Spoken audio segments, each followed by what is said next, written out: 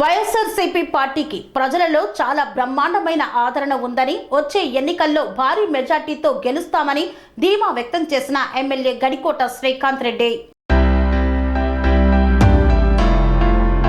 వైఎస్ఆర్సీపీకి ప్రజలలో బ్రహ్మాండమైనటువంటి ఆదరణ ఉంది. రాష్ట్రంలో తిరుగులేని మెజార్టీతో గెలవబోతుందన్నారు ఎమ్మెల్యే గడికోట శ్రీకాంత్ రెడ్డి. అన్నమయ్య జిల్లా రాయచోటి శిబ్యాల గ్రామంలో వైఎస్ఆర్సీపీ ప్రజా ప్రతినిధులు, నాయకులతో కలిసి ఎమ్మెల్యే గడికోట శ్రీకాంత్ రెడ్డి రెండవ రోజు ఎన్నికల ప్రచారాన్ని నిర్వహించారు. ప్రతి గడప గడపకు వెళ్లి జగనన్న ప్రభుత్వంలో జరిగిన మంచిని ప్రజలకు వివరిస్తూ ఈ ప్రచారాన్ని కొనసాగించారు.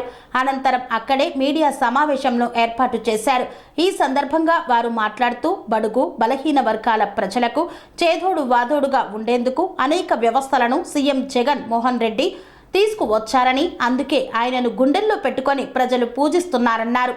1వ తేదీ వస్తే తెల్లవారక ముందే ఇప్పటి నుండే పెన్షన్లు చూసి అవ్వాతాతల మొహంలో ఆనందం కనబడేదన్నారు. కోవర్టు నిమ్మగడ్డ ద్వారా కోర్టులో పిటిషన్ దాఖలాలు చేసి వాలంటీర్ వ్యవస్థ ద్వారా పెన్షన్లు పంపిణీ చేయకూడదని ఒక ఎన్నికల కమిషనర్కు ఫిర్యాదు చేయడంతో సేవ చేసే వాలంటీర్లు, లబ్ధిదారులు నిరుత్సాహంలో ఉన్నారన్నారు.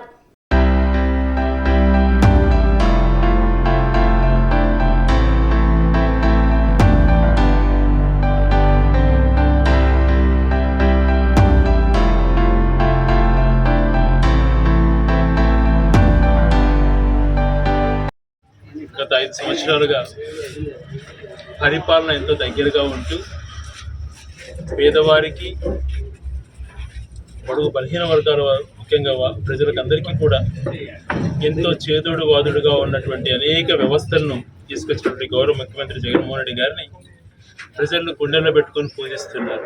1వ తేదీ వస్తే తెల్లవారకు ముందే ఇచ్చేటువంటి పెన్షన్ చూసి వాళ్ళ కళలో ఆనందం ఉండేది. లంచం అన్నటువంటిది లేకుండా, స్కీములన్నీ కూడా కాలరిగేలాగా ఆఫీసు చుట్టూ తిరగకుండా ఇంటి దగ్గరే కనుక్కొని ఇచ్చేటువంటి పరిస్థితిలో వాలంటీర్ వ్యవస్థ పనిచేసింది. అనేక అబాండాలు వేసి వాళ్ళు ఉగ్రవాదులని, ఉమెన్ ట్రాఫికింగ్ చేస్తారని ఎలాంటి మాటలో పెడుతూ వాళ్ళ మనసును గాయపరిచినా కూడా వాళ్ళు ఎంతో బాధ్యతగా పనిచేస్తూ వచ్చారు. ఈరోజు నిమ్మగడ్డ అన్నటువంటి ఒక చంద్రబాబు నాయుడు కోవర్టు ద్వారా కోర్టులో పిటిషన్ వేయించి పెన్షన్ వాలంటీర్లు ఇవ్వకూడదు అని చెప్పి ఒక ఆర్డర్ తీసుకురావడం వలన ఎంతో నిరుత్సాహంగా ఉన్నారు ప్రజలు. అందరికీ కూడా న్యాయం జరుగుతూ ఉంది. ఇవన్నీ చేస్తుంటే వక్ర మార్గంలో మాట్లాడే వాళ్ళను సమాధానాలు మేము ఇచ్చుకోలేం, వాళ్ళ విజ్ఞతకే వదిలేస్తాం. ఒక వాలంటీర్ వ్యవస్థను ఈరోజు ఆయన తెచ్చినటువంటి ఆదేశాలతో పేద ప్రజలకు సేవ చేయలేక ఇళ్లలో ఉన్నటువంటి వాళ్ళని వాలంటీర్లు చూస్తే నిజంగా వాళ్ళ మనసు ఎంత కొట్టుమిట్టాడుతోందో. అవ్వాతాతలు అడుగుతున్నారు మమ్మల్ని, ఏం పెన్షన్ ఈరోజు ఇవ్వలేదు అని చెప్పి వాళ్ళు ఎంతో బాధపడుతున్నారు. పేద ప్రజల విషయాలలో రాజకీయాలు ఎప్పుడు చేయకూడదు. చంద్రబాబు నాయుడు గారి నైజం ఎప్పుడు ఇలాంటివి చేయటం. మళ్ళీ ఇప్పుడు కొత్త పాటలు అందుకుంటున్నారు. ఊరికి ఒక సభ పెడతాం, జయహో బీసీ అని, మాది బీసీల పార్టీ అని చెప్పి సిగ్గుండి అలా మాట మాట్లాడడానికి, ఆ సభలు పెట్టుకోవడానికి. ఈరోజు క్యాబినెట్ ర్యాంక్లో ఉన్నటువంటి మినిస్టర్లలో రాష్ట్రంలో అత్యధికంగా గతంలో స్వతంత్రం వచ్చినాక ఏ రోజు ఇవ్వనంత పర్సంటేజ్ ఎక్కువగా బీసీలను మంత్రి పదవుల్లోకి తీసుకున్నటువంటి వ్యక్తి జగన్మోహన్ రెడ్డి గారు. డిప్యూటీ సీఎం దగ్గర నుంచి ఎస్సీ ఎస్టీ మైనార్టీలకు, బీసీలకు ఇచ్చినటువంటి ప్రాధాన్యత గురించి ఏ ఒక్కరూ నోరు తెరిచేటువంటి హక్కు ఎవరికీ లేదు. గౌరవ కృష్ణయ్య గారి మాటల్లో మీరు వినొచ్చు, గౌరవ జస్టిస్ ఈశ్వరయ్య గారి మాటల్లో మనం వినొచ్చు. బీసీలు అధికారులు ఉన్నప్పుడు ఎంతో చులకనగా మాట్లాడి మీ తోకలు కత్తిరిస్తానటువంటి వ్యక్తి ఈరోజు నేను ఏదో ఉద్ధరిస్తా, చట్టం తెస్తానని మాట్లాడుతున్నాడు. బీసీలు న్యాయ వ్యవస్థ పదవులకి పనికిరారు అని చెప్పి విమర్శించినటువంటి వాళ్ళు ఈరోజు ఏవో మాట్లాడుతున్నారు. మైనార్టీలను హింసించడమే కాకుండా మోడీ గారితో మనం స్నేహం చేస్తే మోడీ గారు ఈ దేశం నుంచి మైనార్టీలను తరిమేస్తారు, అతనిలో లౌకికవాదం లేదు అని చెప్పి మాట్లాడిన ఈ వ్యక్తి 5 సంవత్సరాలు తిరగకముందే మళ్ళీ ఆయన పొత్తులేకపోయాడు. ఆయనకు సిగ్గు లేదు.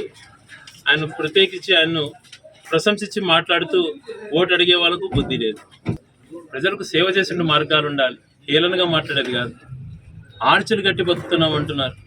లోపలికి వెళ్ళి చూస్తే హాస్పిటల్ ఎలాగుందో ఒకసారి వాళ్ళకే తెలుస్తుంది.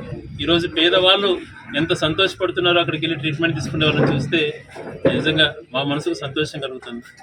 ఊళ్ళో నిర్మించబడ్డటువంటి హెల్త్ సెంటర్లు కానీ, ఊర్లలో నిర్మించినటువంటి రైతు భరోసా కేంద్రాలు కానీ, ప్రతి ఊళ్ళో నిర్మించినటువంటి సచివాలయం ఎంత దగ్గరగా ప్రజలకు మేలు చేస్తుంది అన్నటువంటిది గమనించమని అడుగుతున్నాం.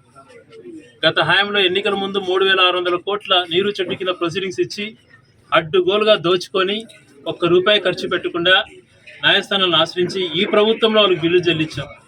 మా ప్రభుత్వంలో కష్టాలలో ఇంతమందికి సంక్షేమం అందిస్తున్నా కూడా ఆ దోపిడీదారులకు వాళ్ళ కోర్టు ఆదేశాలు తెచ్చుకొని కోర్టు ద్వారా ఈ ప్రభుత్వం ద్వారా ఈ జగన్మోహన్ రెడ్డి గారు పుణ్యాన వాళ్ళు బిల్లులు పొందారు. ఇప్పుడు జగన్మోహన్ రెడ్డి గారు ఎన్ని కష్టాలున్నా కూడా పర్మనెంట్గా ప్రతి ఊళ్ళో కనపడేటువంటి వ్యవస్థలు తీసుకొచ్చాడు. సచివాలయ బిల్డింగ్స్ కానీ, ఆర్బీకేలు కానీ, హెల్త్ సెంటర్స్ కానీ. ఇంకా పట్నం తీసుకుంటే ఒకప్పుడు రాయచోటి పట్నం అంటే ఎంత నవ్వులాటలుగా మాట్లాడేటువంటి వారు. ఈరోజు ప్రతి ఒక్కరు మనం కూడా గర్వపడే విధంగా రాయచోటి పట్టణాన్ని తీర్చిదిద్దుతున్నాం అన్నటువంటిది మీ కళ్ళ కనపడుతూ ఉంటుంది.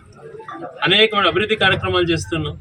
రోడ్ల దగ్గర నుంచి, మౌలిక వసతుల దగ్గర నుంచి, ఎంఆర్ఓ ఆఫీస్ ఎక్కువ ఉన్నటువంటి రాయచోటిని జిల్లా కలెక్టరేట్ ఆఫీస్ తేగలిగిన దాన్ని హేళనగా మాట్లాడుతున్నారు. మీరు ఏం చేశారు? 15 సంవత్సరాల ముఖ్యమంత్రి గారు చంద్రబాబు నాయుడు గారు ఈ పట్టణానికి కానీ, ఈ ప్రాంతానికి కానీ ఏం చేశారు అంటే చెప్పలేని పరిస్థితి. అదే రకంగా నీటి ప్రాజెక్టుల పైన ఏమాత్రం అవగాహన లేని వాళ్ళు మాట్లాడుతూ పులివెందులకు నీళ్ళు ఇస్తే మేము అది చేస్తాం ఇది చేస్తామని మాట్లాడతారు.